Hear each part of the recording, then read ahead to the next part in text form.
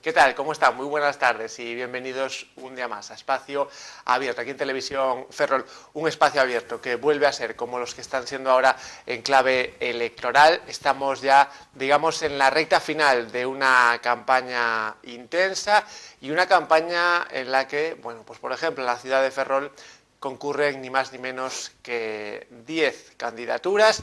Una de ellas es en la que hoy nos vamos a centrar porque nos visita una vez más el candidato del bloque nacionalista galego Asambleas Abertas a la alcaldía de Ferrol. Iván Rivas, muy buenas tardes, señor Rivas, ¿qué tal? Hola, buena tarde. Bueno, hablaba yo de esa recta final de una campaña que ya ha atravesado el Ecuador, ya son aproximadamente unos 10 días en los que los diferentes partidos políticos han hecho campaña. Coméntenos un pouco el balance que realiza, ¿no?, como candidato del BNG de estos días de campaña. Ben, para nos a campaña forma parte dun proceso que as próximas eleccións municipais que se celebran este domingo, pero que, como digo, é unha parte de todo un traballo desenvolvido ao longo destes, no noso caso, destes 3 últimos anos, que é o que realmente para nós ten trascendencia, o feito ao longo deste tempo, a relación mantida cos veciños e veciñas desta cidade e a resolución de conflictos que se desenvolveron ao longo deste tempo no Concello de Ferrol. Na campaña o que estamos intentando é explicar como chegamos até aquí, como podemos facer que esta cidade poida evoluir e poida mellorar, poda acadar un futuro mellor do que actualmente ten, e en ese proceso levamos, como vostede acaba de comentar, unha semana, quedanos 4 días de aquí a que se inicie ese proceso de ese día de reflexión,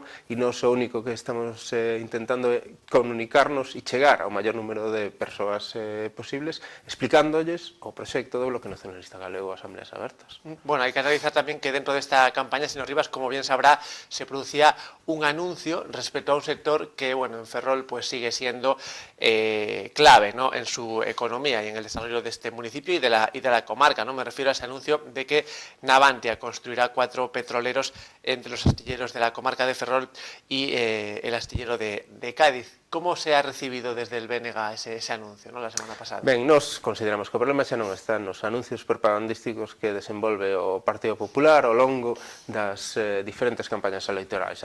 O anuncio actual se lle suma o de os gaseiros en tempo atrás, os famosos flotéis que despois se derivan os asteleiros do sur, as fragatas F-100 que non acaban nunca de concretarse e que reiteradamente aparecen consignadas nominalmente nos orzamentos do Estado, pero eu creo que todos somos conscientes de que isto forma parte dunha estrategia política, pero como decía, o problema non está aí, o problema non está nos anuncios propagandísticos, o problema está no que está concretado na realidade, e a realidade é que a empresa Navantia, a empresa principal, está pendente de que se desenvolva un novo proceso de reducción de plantilla. Un proceso que está paralizado por un real decreto desenvolvido pola administración estatal, pero os informes da mesma empresa Navantia, os informes de xestión, están a anunciar que ese proceso vai ter que desenvolverse nun curto prazo de tempo. Non é normal e non é lóxico que non queiramos falar deso, que eso este oculto, que permanezamos en silencio ante unha situación que para este cidade é inasumible. Non é normal que as organizacións políticas e sindicais sexan incapaces de explicar e de opoñerse dunha maneira contundente a que se poida amortizar un solo posto de traballo en esta cidade.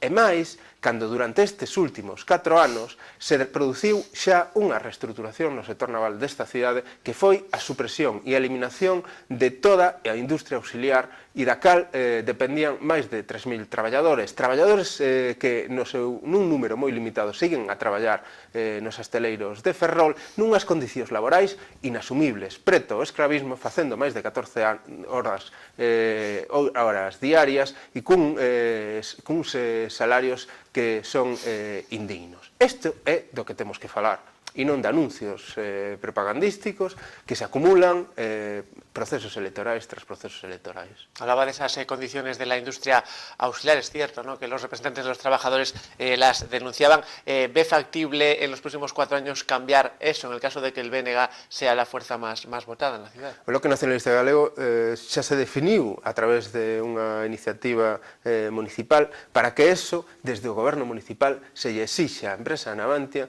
que cumpra cos acordos establecidos entre os mesmos traballadores e a mesma empresa Navantia. Para o BNG é intolerable que iso poida acontecer, que é intolerable que poida acontecer na industria auxiliar vinculada ao sector naval, pero é intolerable que poida acontecer nos contratos que desde a administración local se poidan desenvolver con empresas externas. Esa é unha maneira, é a primeira maneira de xerar emprego. O feito de que eses traballadores, en vez de facer 14 horas, fagan as horas regulamentarias que teñan asignadas, 8 horas ou as horas que teñan que facer, é a primeiro mecanismo para poder crear emprego nesta cidade. Que esta administración local permaneza pasiva ante esa situación, non só de industria auxiliar, sino de todas as empresas que desenvolven o seu traballo no Concello de Ferrol, é inasumible. Como é inasumible que se evada e que non queira asumir ningún tipo de compromiso respecto de empresas como Masol Ibérica no Porto Exterior, nun proceso de deslocalización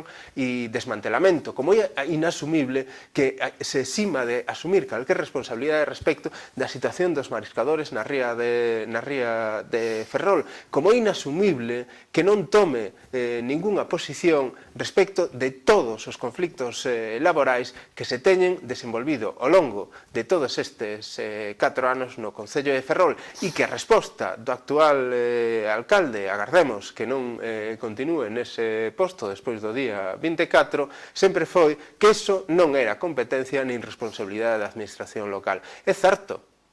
Agora, a administración local debe ter dúas funcións evidentes. Primeiro, exixir que todo o que pasa en esta cidade ten vinculación con nós e, por tanto, temos que ter unha posición evidente. O sector naval é un claro exemplo de que a dependencia é da administración estatal e non da administración local, pero é lóxico e debe ser un dos criterios básicos para o novo goberno municipal establecer un criterio claro de oposición ás directrices que se establecen desde o Estado e, en segundo lugar, aquelas cuestións que dependen directamente de nós, que son a contratación de empresas por parte do Concello de Ferrol.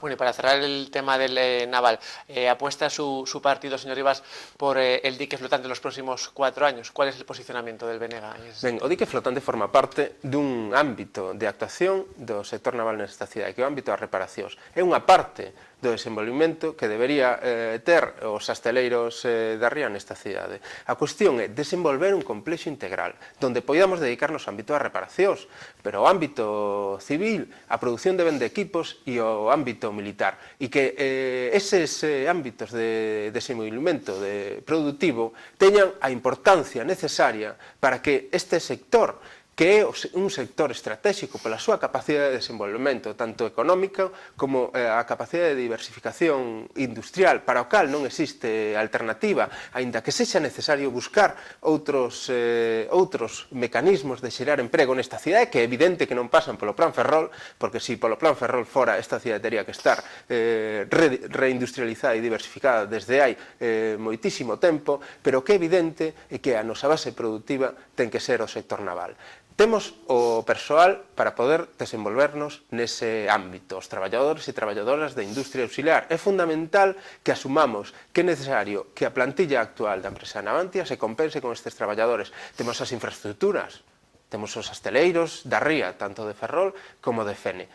Que desde aquí asumamos que temos que renunciar ao sector naval é un suicidio non só laboral, sino como sociedade e como cidade. Facer eso é como decirlle aos alemáns que renuncien a facer coches e ninguén se plantexa ese discurso. Por tanto, que o fagamos nós é inasumible e que isto non se asuma por parte das organizacións políticas de carácter estatal que asumen un deseño do Estado que leva 30 anos intentando e desenvolvendo un proceso de desmantelamento do noso principal sector productivo é un dos lastres e dos problemas que esta cidade ten e do cal non queremos falar.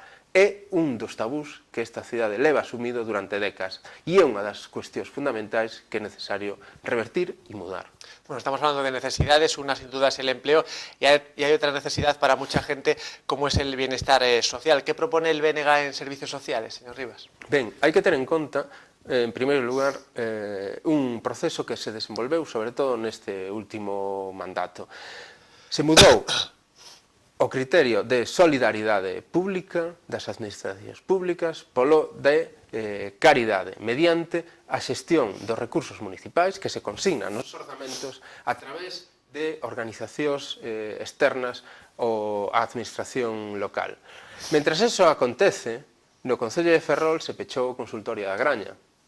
O consultorio de Serantes sigue sin poder desenvolverse en todas as súas funcións e con grandes seivas para que as mesmas ambulancias poidan chegar até el e facilitar o acceso dos veciños e veciñas desta cidade. Non temos un transporte público para que esa xente que viu como se lle pechaba o consultorio da Graña poda chegar dunha maneira fácil e sinxela a ese consultorio de Serantes. O Hospital Naval segue pechado, se acumulan as urxencias no arquitecto Marcide.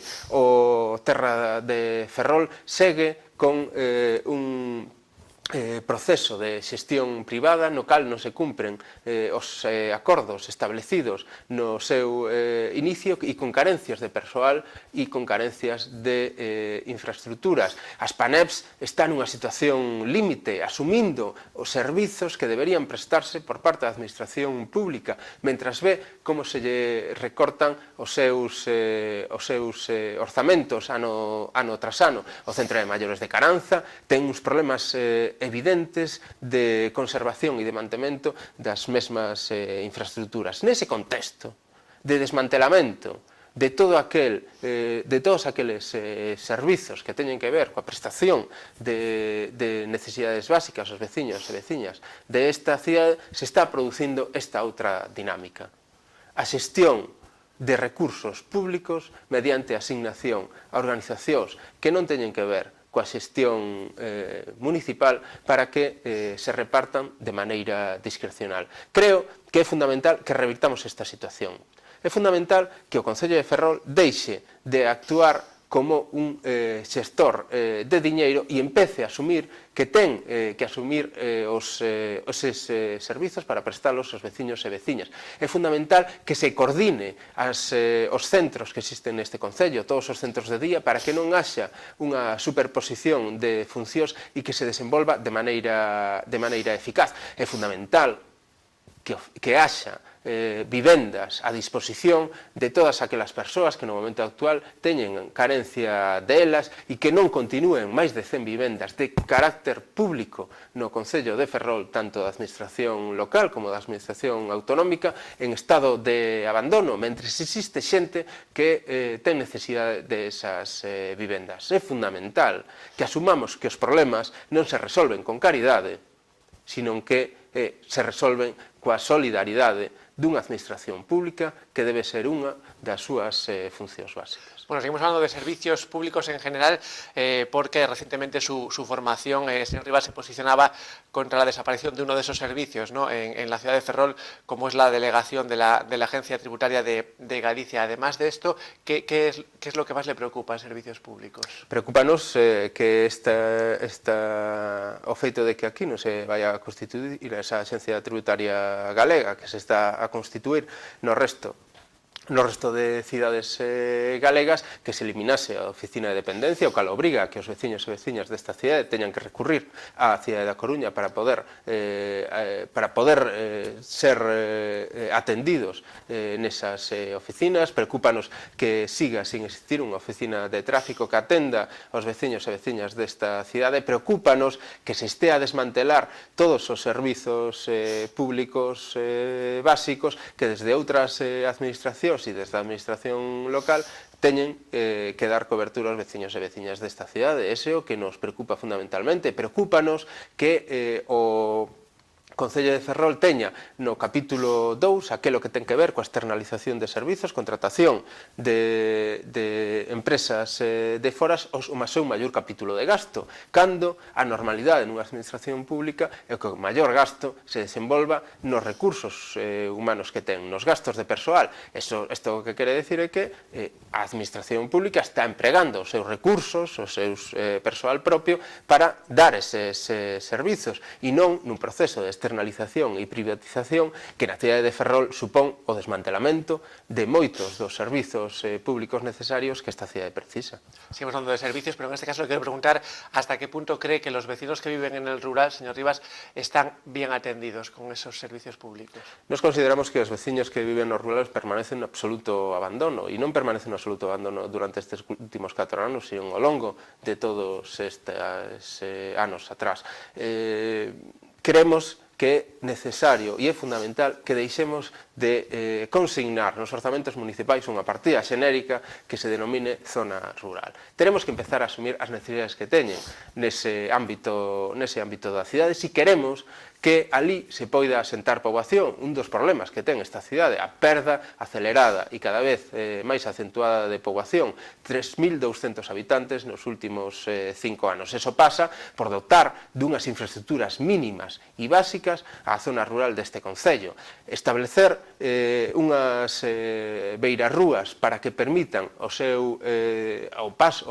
tránsitos peonís, para que a xente poida sair da casa sin ter medo a que poida ser atropelada para facer os seus tránsitos cotidiás, tanto sexa para ir á casa dun veciño, como para ir a comprar, como para ir aos consultorios que poida ter necesidade de acceder a eles. Non podemos tolerar que continuemos a ter unha zona rural na que non existen as mínimas condicións para que a xente poida transitar a pé. E non o podemos consentir polo feito de que esa carencia se suma a que a inexistencia dun transporte público que permita que tanto os veciños da zona rural, pero dunha maneira moito máis grave as veciños da zona rural e tamén os da zona urbana, poidan establecerse neses ámbitos da cidade sin ter que recurrir sempre ao transporte privado. Esa é unha das prioridades que o Bloque Nacionalista Galego, as Asambleas Abertas, ten pensado desenvolver no próximo mandato.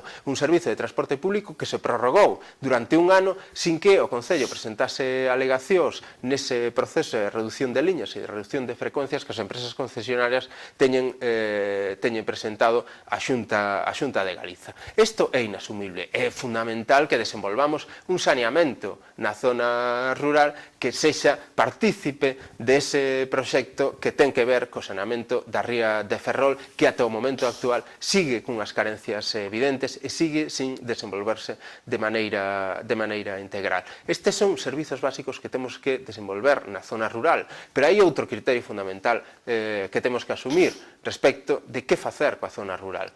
Todas esas terreos abandonados, ese territorio cunha grande capacidade productiva que agora mesmo, como moito, está cheo de maleza ou plantado de eucaliptos, a administración local ten a responsabilidade de empezar a poñelo en servizo, empezar a poñelo en función dos veciños e veciñas desta cidade, que ali poidamos desenvolver proxectos de agricultura ecolóxica mediante persoas que están dispostos a facelo, que están facendo de maneira autónoma en Canido ou que o están facendo de maneira autónoma no barrio de Cananza. Desenvolver un proxecto no que os custes para a administración local serían mínimos, o único que tería que facer é xestionar cos propietarios deses terreos. No caso do Bloque Nacionalista Galego, creo que o Valde do Niños é un lugar idóneo para poder iniciar ese proceso e mediante acordos permitir que eses terreos se poñan en uso para poder desenvolver posteriormente un proxecto de vida, un proxecto económico no que cooperativas agrarias ou cooperativas que se poidan constituir mediante eses traballos permitan que teñamos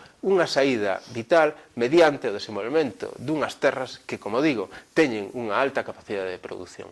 Le quiero preguntar ahora por otro asunto, en este caso por el terreno cultural, porque como bien sabe, señor Rivas, el pasado domingo se celebraba en Galicia ese Día de las Letras Gallegas. Le quería preguntar cómo ve usted ahora mismo la situación de la lengua gallega en la ciudad de Ferrol y qué propone en el ámbito cultural el BNG. Ben, eu creo que desde o Concello de Ferrol e desde esta cidade teremos que empezar a asumir que un pobo que non se expresa é un pobo que non existe. E a nosa base de expresión é a lingua galega que non é máis que a maneira en que unha sociedade, a sociedade galega, un pobo, expresa a súa cultura, a súa maneira de concebir o mundo.